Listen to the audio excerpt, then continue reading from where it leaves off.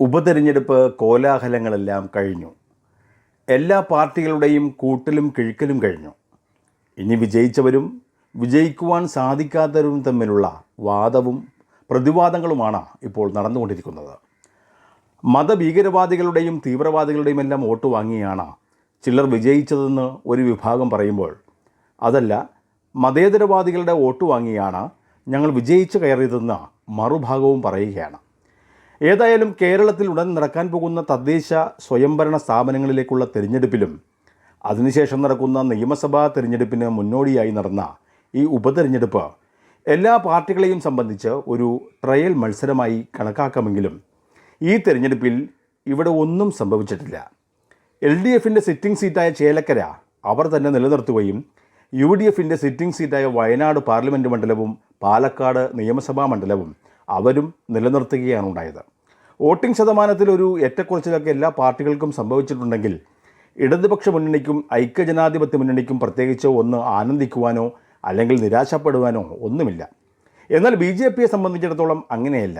കഴിഞ്ഞ നിയമസഭാ തിരഞ്ഞെടുപ്പിലും പാർലമെൻറ്റ് തിരഞ്ഞെടുപ്പിലും രണ്ടാം സ്ഥാനത്തെത്തിയ അവർക്ക് ഇക്കുറി പാലക്കാട് മണ്ഡലത്തിൽ വിജയിക്കുവാനുള്ള എല്ലാ സാധ്യതകളും ഉണ്ടായിരുന്നതാണ്. ഒന്നാമത് പാലക്കാട് മണ്ഡലം പൊതുവെ BJPക്കും മറ്റു സംഘപരിവാർ പ്രസ്ഥാനങ്ങൾക്കും ഒരു വളക്കൂറുള്ള മണ്ണാണ് എന്നാണ് അവരുടെ ഒരു വിലയിരുത്തൽ. മറ്റൊന്ന്, പാലക്കാട് മണ്ഡലത്തിൽ ഏറ്റവും കൂടുതൽ വോട്ടർമാരുള്ളത് പാലക്കാട് മുനിസിപ്പാലിറ്റിയിലാണ്. അവിടെയാണെങ്കിൽ കഴിഞ്ഞ 2-3 തവണകളായി BJP തന്നെയാണ് വിജയിച്ച് നഗരസഭയിൽ ഭരണം നടത്തിക്കൊണ്ടിരിക്കുന്നത്. 1-2 പഞ്ചായത്തുകൾ ഒഴിച്ചു നിർത്തിയാൽ അവർക്ക് സാമാന്യം ശക്തി ആർജിക്കുവാനുള്ള വോട്ട് സമാഹരിച്ചിട്ടുള്ളൊരു പഞ്ചായത്തുകളാണ് പാലക്കാട് ജില്ലയിലുള്ളത്. അതിനുമപ്പുറം മൂന്നാമതും കേന്ദ്രം ഭരിച്ചുകൊണ്ടിരിക്കുന്ന BJP സർക്കാർ ആയതിനാൽ ആ സഹായം കൂടി ഈ മണ്ഡലത്തിൽ BJPക്ക് കിട്ടേണ്ടതുമാണ്.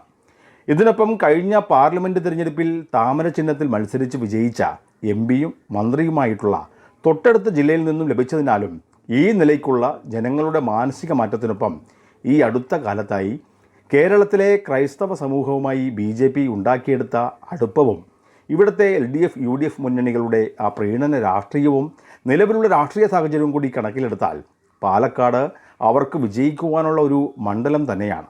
എന്നാൽ ഉപതെരഞ്ഞെടുപ്പിലെ ഫലം പ്രഖ്യാപിച്ചപ്പോൾ BJPക്ക് മുൻകാലങ്ങളിൽ ഇവിടെ കിട്ടിയ വോട്ടിനെ അപേക്ഷിച്ച് ഇപ്പോൾ ലഭിച്ച വോട്ട് വളരെ ഗണ്യമായി കുറഞ്ഞിരിക്കുന്നു. വലിയ ഭൂരിപക്ഷത്തിലാണ് UDF സ്ഥാനാർത്ഥിയായിട്ടുള്ള രാഹുൽ മാങ്കൂട്ടം ഇവിടെ നിന്നും വിജയിച്ചു കയറിയത്. ഇടതുപക്ഷവും നേരത്തെ കിട്ടിയതിനേക്കാൾ വോട്ട് ഇപ്പോൾ വർദ്ധിപ്പിച്ചിരിക്കുന്നു. BJP ഏറ്റവും കൂടുതൽ പ്രതീക്ഷ വെച്ച് പുലർത്തുന്ന പാലക്കാട് മുനിസിപ്പാലിറ്റിയിൽ മാത്രം 7000-ൽ പരം വോട്ടുകളുടെ കുറവാണ് അവിടെ സംഭവിച്ചിട്ടുള്ളത്. ഈ വർഷം തന്നെ നടന്ന ലോക്സഭാ തിരഞ്ഞെടുപ്പിൽ പാലക്കാട് മണ്ഡലത്തിൽ LDFും BJPയും തമ്മിൽ ഉണ്ടായ വോട്ടിൻ്റെ അന്തരം അത് 8436 വോട്ടിൻ്റെ വ്യത്യാസമായിരുന്നുവെങ്കിൽ കഴിഞ്ഞ നിയമസഭാ തിരഞ്ഞെടുപ്പിൽ അതിൻ്റെ വ്യത്യാസം 13576 വോട്ടായിട്ട് മാറിയിരുന്നു. എന്നാൽ ഇപ്പോഴത്തെ ഉപതെരഞ്ഞെടുപ്പിൽ LDFും BJPയും തമ്മിലുള്ള വ്യത്യാസം വെറും 2256 വോട്ടായി മാറിയിരിക്കുന്നു. അപ്പോൾ ആകെ മൊത്തം പരിശോധിച്ചാൽ ഇവിടെ നഷ്ടം സംഭവിച്ചിരിക്കുന്നത് BJPക്ക് മാത്രമാണെന്ന് പറയേണ്ടി വരും. വിജയസാധ്യത ഉണ്ടായിരുന്ന ഒരു മണ്ഡലം അത് വെറും ഗ്രൂപ്പ് കളിച്ച് നഷ്ടപ്പെടുത്തി കളഞ്ഞു എന്ന് പറയുന്നതാവും കൂടുതൽ ശരി. ഒരു പാർട്ടിയെ സംബന്ധിച്ച് തിരഞ്ഞെടുപ്പിൽ ഏതു വിധേനയും വിജയിക്കുക എന്നുള്ളതാണ്. വെറുതെ പണം മാത്രം ഒരുപാട് വാരിക്കോരി ചെലവാക്കി പ്രചരണം നടത്തുന്നതിലൂടെ ആളുകൾ വോട്ട് ചെയ്യുമെന്ന് കരുതുന്നത് അത് വെറും മൂഢത്വമാണ്. ജനങ്ങളെ സ്വാധീനിക്കുവാൻ കഴിവുള്ളവരെയാണ് തിരഞ്ഞെടുപ്പുകളിൽ ആദ്യമായി പരിഗണിക്കേണ്ടതും അവതരിപ്പിക്കേണ്ടതും. പിന്നെ അവരുടെ പ്രതിച്ഛായ കൂടുതൽ വർദ്ധിപ്പിക്കുവാനുള്ള രാഷ്ട്രീയ തന്ത്രവും ആ മണ്ഡലത്തിൽ അല്ലെങ്കിൽ ആ സ്ഥലത്ത് അവിടെ ഉപയോഗിക്കേണ്ടതുമാണ്. എന്നാൽ BJP അവിടെ സ്ഥാനാർത്ഥിയായി അവതരിപ്പിച്ച കൃഷ്ണകുമാർ, അദ്ദേഹം വ്യക്തിപരമായി ഒരു നല്ല മനുഷ്യനാണെന്ന കാര്യത്തിൽ ആർക്കും ഒരു തർക്കവുമില്ല. കഴിഞ്ഞ കുറേ നാളുകളായി കൃഷ്ണകുമാർ നേതൃത്വം നൽകുന്ന പാർട്ടിയിലെ ഗ്രൂപ്പാണ് പാലക്കാട് ജില്ല മുഴുവൻ ഇപ്പോൾ കൈകാര്യം ചെയ്യുന്നത്.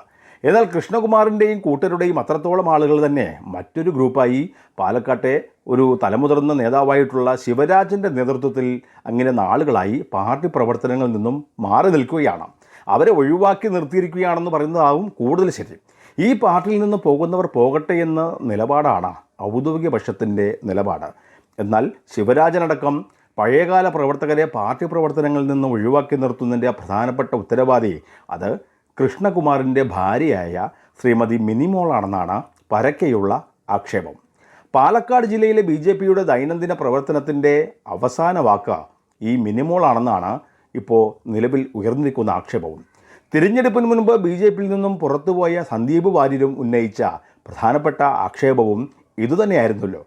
ഇപ്പോൾ തിരഞ്ഞെടുപ്പിൽ വലിയ തിരിച്ചടി നേരിട്ട BJPയിൽ പ്രധാന ചർച്ചയും കൃഷ്ണകുമാറിൻ്റെ ഭാര്യയായ മിനിമോളുടെ ഈ പാർട്ടിയിലെ അമിതമായിട്ടുള്ള ഇടപെടലിനെക്കുറിച്ച് തന്നെയാണ് നടക്കുന്നത്.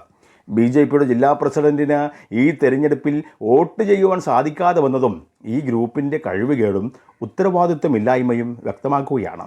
കൃഷ്ണകുമാറിനെയും പാലക്കാട്ടെ BJPയെയും ഇത്തരത്തിൽ പ്രതിരോധത്തിലാക്കിയ മിനിമോൾ അത് അവരെങ്ങനെ ഇത്തരത്തിലുള്ളൊരു വേഷത്തിലേക്ക് എത്തിയെന്ന് അന്വേഷിക്കുമ്പോൾ അവരുടെ ആ ഭൂതകാലം കൂടി നാം ഒന്നറിയേണ്ടതായിട്ടുണ്ട്.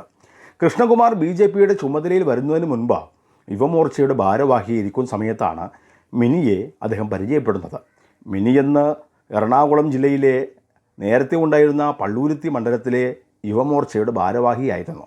കോൺഗ്രസ് കുടുംബ പശ്ചാത്തലമുള്ള മിനിയും അമ്മയും സഹോദരിയും അവർ മൂവരും ചേർന്ന് നാളുകൾക്ക് മുൻപ് പള്ളൂരുത്തി മണ്ഡലത്തിലെ കുമ്പളം പഞ്ചായത്തിലുള്ള പനങ്ങാട് എന്ന പ്രദേശത്ത് വാടകയ്ക്ക് താമസിക്കാൻ വന്നവരാണ്. കുടുംബപരമായി തന്നെ സ്വത്തിൻ്റെ കാര്യത്തിൽ നേരത്തെ തന്നെ കേസും കുട്ടിശരവുമൊക്കെ നടക്കുന്നൊരു ഘട്ടത്തിലാണ് ബന്ധുക്കളിൽ നിന്നും അകന്ന് മിനിയും അമ്മയും സഹോദരിയും പനങ്ങാടേക്ക് എത്തിയത്. സ്ത്രീകൾ മാത്രം തനിച്ച് ജീവിക്കുന്നതിനാലും ആ അമ്മയുടെ 2 മക്കളും മിനിയും സഹോദരിയും കാണണമെന്ന് സൗന്ദര്യമുള്ള ഒരു സ്ത്രീകളായതിനാലും പുരുഷ കേസരിയിൽ നിന്നുള്ള ശല്യവും അവർക്ക് ആ കാലത്ത് നേരിടേണ്ടതായിട്ടും വന്നിട്ടുണ്ട്. ഇതിനെയെല്ലാം മുന്നിൽ നിന്നും പ്രതിരോധിച്ചിരുന്നത് മിനിമോളായിരുന്നു. കേസ് സംബന്ധമായ കാര്യങ്ങൾക്കെല്ലാം ഇറങ്ങിത്തിരിച്ച മിനി പണ്ട് തന്നെ എന്തിനേയും നേരിടുവാനുള്ള ഒരു മനക്കരുത്തും ധൈര്യവും ഉണ്ടായിരുന്നൊരു സ്ത്രീയായിരുന്നു. സാധാരണഗതിയിലുള്ള പുരുഷന്മാർ ചെയ്യുന്നതിനേക്കാൾ ഭംഗിയായി ഓരോ കാര്യങ്ങളും ഏറ്റെടുത്ത് ചെയ്യുവാനുള്ള കഴിവ് കൂടി ഉണ്ടായിരുന്ന മിനി അതുകൊണ്ട് തന്നെയാവും ഇന്നത്തെ സാമൂഹ്യ മാധ്യമങ്ങൾ വരുന്നതിന് മുൻപ് മലയാളികളുടെ ഇടയിൽ പ്രചരിച്ചിരുന്ന ക്രൈം വാരികയുടെ റിപ്പോർട്ടറായി കുറേ നാൾ ക്രൈം നന്ദകുമാറിനൊപ്പം പ്രവർത്തിച്ചിട്ടുണ്ട്. ഈ വിവരം നന്ദകുമാറിന് ഇപ്പോഴും ഓർമ്മയുണ്ടോ എന്നറിയില്ല. കാരണം ഈ തരത്തിൽ ധാരാളം യുവാക്കൾ നന്ദകുമാറിനൊപ്പം ക്രൈം വാരികയിൽ പ്രവർത്തിച്ചിട്ടുണ്ട്. അവിടെ പ്രവർത്തിച്ചിരുന്ന ചില ആളുകൾ മറ്റു മാധ്യമരംഗത്തേക്ക് ചുവടുകൾ വെച്ചപ്പോൾ മറ്റു ചിലർ ഈ പണി നിർത്തി പോവുകയും ചെയ്തിട്ടുണ്ട്. ക്ലോസപ്പ് വാർത്തകൾ മാത്രം ചെയ്യുന്ന വാർത്തകൾ പ്രസിദ്ധീകരിക്കുന്ന ക്രൈം വാരികയിൽ നിന്നും മിനി ഇടക്കാലം കൊണ്ട് റിപ്പോർട്ടർ ജോലി നിർത്തി പോരുകയും ചെയ്തു. അങ്ങനെ പൊതുരംഗത്തു കൂടി ഇടപെട്ടിരുന്ന മിനിമോൾ അറിയപ്പെട്ടിരുന്നത് അവരുടെ തൂലികാനാമമായിട്ടുള്ള മിനി വേലക്കടവെന്നായിരുന്നു. അക്കാലത്ത് മിനിമോളുടെ അസമയത്തെ വരവും പോക്കും കൂട്ടത്തിൽ കാണാൻ കൊള്ളാവുന്ന സ്ത്രീകളോടുള്ള ചിലരുടെ മനോഭാവവും അവരുടെ ചോദ്യം ചെയ്യലും പനങ്ങാടുള്ള ചില സദാചാര പോലീസുമായി മിനിമോൾ നിരന്തരം വാക്കുതർക്കത്തിൽ ഏർപ്പെടുന്നതും പതിവായിരുന്നു. മിനി വേലക്കടവ് വരുമ്പോഴും പോകുമ്പോഴുമുള്ള ഇക്കൂട്ടരുടെ കമൻറ്റുകൾ തന്നെയായിരുന്നു അത്തരം പ്രശ്നങ്ങളുടെ കാരണവും.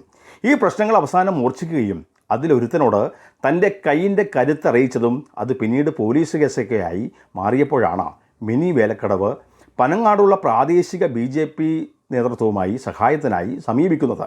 അവർ പിന്നീട് മിനിമോൾക്ക് സർവ്വ പിന്തുണയും നൽകുകയും അതിനുശേഷമാണ് ഇന്നത്തെ തൃപ്പൂണിത്തുറ മണ്ഡലവും പുതിയ മണ്ഡല വിഭജനത്തിന് മുൻപുള്ള പഴയ പള്ളൂരുത്തി മണ്ഡലത്തിലെ യുവമോർച്ച ഭാരവാഹിയായി മിനി വേലക്കടവ് എത്തിച്ചേരുന്നത്. പിന്നീട് യുവമോർച്ചയുടെ പല ഘട്ടങ്ങളിലായി നടന്ന പഠന ശിബിരങ്ങൾ കൂടിയാണത്രേ അന്നത്തെ പാലക്കാട്ടുകാരനായിട്ടുള്ള യുവമോർച്ചയുടെ നേതാവ് ശ്രീ കൃഷ്ണകുമാറുമായിട്ടുള്ള പ്രണയം അത് വിവാഹബന്ധത്തിലേക്ക് വഴിമാറിയത്. സത്യത്തിൽ കൃഷ്ണകുമാറിൻ്റെ ജീവിത സഖിയായി മിനി വേലക്കടവ് വന്നതോടുകൂടി കൃഷ്ണകുമാറിന് BJPയിൽ പിന്നീട് അടിവച്ചടിവച്ചുള്ളൊരു കയറ്റമായിരുന്നു. യുവമോർച്ച ഭാരവാഹിയിൽ നിന്നും BJPയുടെ ജില്ലാ ചുമതലയിലേക്ക് വന്ന കൃഷ്ണകുമാർ പിന്നീട് സംസ്ഥാന സെക്രട്ടറിയായും ഇപ്പോൾ BJPയുടെ സംസ്ഥാന ജനറൽ സെക്രട്ടറിയായും തുടരുകയുമാണ്. സന്ദീപ് വാര്യർ പറയും പോലെ ഈ പാൽ സൊസൈറ്റിയിൽ തിരഞ്ഞെടുപ്പ് വന്നാൽ സ്ഥാനാർത്ഥി കൃഷ്ണകുമാർ, പഞ്ചായത്ത് തിരഞ്ഞെടുപ്പ് വന്നാൽ കൃഷ്ണകുമാർ, മുനിസിപ്പൽ തിരഞ്ഞെടുപ്പ് വന്നാലും കൃഷ്ണകുമാർ, നിയമസഭാ തിരഞ്ഞെടുപ്പ് വന്നാലും കൃഷ്ണകുമാർ, പാർലമെൻറ്റ് ഇലക്ഷൻ വന്നാലും കൃഷ്ണകുമാർ, അങ്ങനെ ഏത് തിരഞ്ഞെടുപ്പ് വന്നാലും സ്ഥാനാർത്ഥി കൃഷ്ണകുമാർ തന്നെ. അങ്ങനെ BJPയിലെ എല്ലാ സൗഭാഗ്യങ്ങളും കൃഷ്ണകുമാറിന് വന്നു ചേർന്നത് ഇങ്ങനെ കട്ടയ്ക്ക് കൂടെ നിൽക്കുന്ന ഒരു പത്നി കൂടെ ഉണ്ടായതുകൊണ്ട് മാത്രമായിരുന്നുവെന്ന് അത് കൃഷ്ണകുമാറും സമ്മതിക്കും, പാലക്കാട്ടെ BJPക്കാരും സമ്മതിക്കും. അതാണല്ലോ നാളുകളായി BJPയെ നയിച്ചിരുന്ന ശിവരാജനെയും കൂട്ടരെയും പാർട്ടിയിൽ അപ്രസക്തമാക്കി മാറ്റിയത്. ഏതായാലും പാലക്കാട് മുനിസിപ്പാലിറ്റിയിൽ ഒരു ചെയർപേഴ്സൻ്റെ ചുമതല കൂടി വഹിക്കുന്ന മിനിമോൾ തൻ്റെ ഭൂതകാലത്തെ മിനി വേലക്കടവിൻ്റെ കാലം, ആ പഴയ കാലം ഓർക്കുവാൻ ഇഷ്ടപ്പെടുന്നില്ല. അതാണല്ലോ അന്ന് മിനിയുടെ കൂടെ ഉണ്ടായിരുന്ന അമ്മയെയും സഹോദരിയെയും അവർ തള്ളിപ്പറഞ്ഞത്.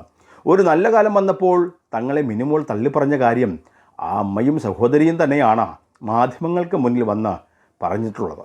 അല്പനർത്ഥം കിട്ടിയാൽ അർദ്ധരാത്രിയിലും കുടപിടിക്കുമെന്ന് പറയും പോലെ ജീവിതത്തിൽ എല്ലാ സൗകര്യങ്ങളും കിട്ടിയപ്പോൾ BJP എന്ന് പറയുന്നൊരു ദേശീയ പാർട്ടിയുടെ കേരളത്തിലെ ശക്തി കേന്ദ്രമായിട്ടുള്ള ഒരിടത്തെ പതനത്തിനാണ് ഇത് കാരണമായത്. തുടർച്ചയായിട്ടുള്ള 3-ാം തവണയും നഗരസഭയിൽ ഭരണം നടത്തുന്ന BJPയെ ആടിയുലക്കുകയായിരുന്നു ഈ ഭവതി എന്നാണ് നിലവിലെ റിപ്പോർട്ട്. കൃഷ്ണകുമാറിൻ്റെ ഭാര്യയുടെ ഭരണത്തിലുള്ള ഇടപെടലുകളാണ് ഇപ്പോൾ പാലക്കാട് നഗരസഭയിൽ BJPക്ക് വോട്ട് കുറയുവാനുള്ള കാരണമെന്നും ഇപ്പോൾ ചൂണ്ടിക്കാണിക്കപ്പെടുകയാണ്. ഏതായാലും ഒരു കാര്യം സത്യമാണ്, പാലക്കാട് ആരെങ്കിലുമൊക്കെ നടപടി നേരിടുകയും ഇപ്പോഴത്തെ നേതൃത്വം മാറി ഒരു പുതിയ നേതൃത്വം, അത് ശ്രീ കൃഷ്ണകുമാറിനെ സ്വാധീനിക്കുവാൻ സാധ്യമാവാത്ത ആരെങ്കിലുമാണ് BJPയുടെ സ്ഥാനത്തേക്ക് ഇനി എത്തുന്നതെങ്കിൽ അത് ഒന്നുറപ്പിക്കാം, പാലക്കാട് മുനിസിപ്പാലിറ്റി മാത്രമല്ല സമൂലമായിട്ടുള്ള ഒരു മാറ്റം അത് പാലക്കാട് ജില്ലയിൽ തന്നെ BJPയിൽ ഉണ്ടാകുമെന്ന്. അതേസമയം പഴയ വീഞ്ഞ് പുതിയ കുപ്പിയിൽ എന്ന രീതിയിലാണ് BJPയിൽ ഇനിയും സംഭവിക്കുന്നതെങ്കിൽ 15 വർഷം തുടർച്ചയായി ഭരിക്കുന്ന പാലക്കാട് ആ നഗരസഭയുടെ ഭരണം BJPക്ക് ഇനി സ്വപ്നം കാണുക മാത്രമാകും ഫലം.